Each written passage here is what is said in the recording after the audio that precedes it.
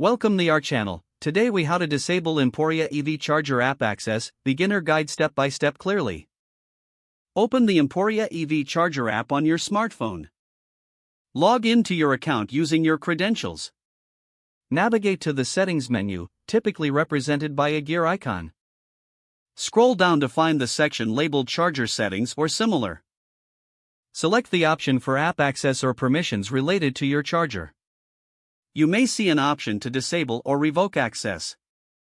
Tap on this option to proceed. Confirm your choice when prompted.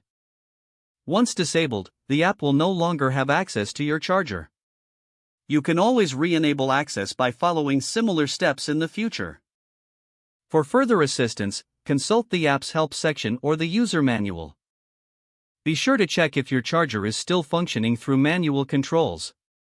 Enjoy using your Emporia EV charger without app restrictions. If the page does not load, refresh the browser or try again in a private or incognito window.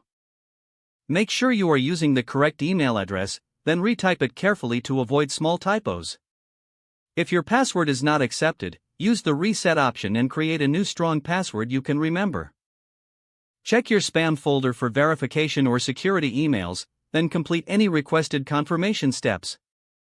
Enable two-factor authentication if available to improve account security and reduce unauthorized access risk.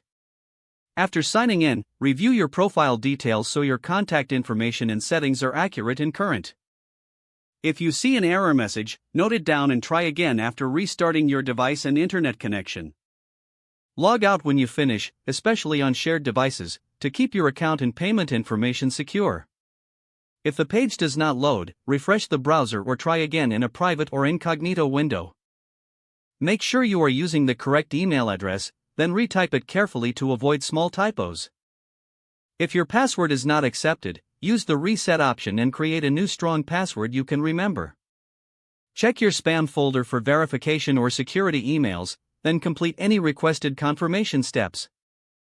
Enable two-factor authentication if available to improve account security and reduce unauthorized access risk. After signing in, review your profile details so your contact information and settings are accurate and current. If you see an error message, note it down and try again after restarting your device and internet connection.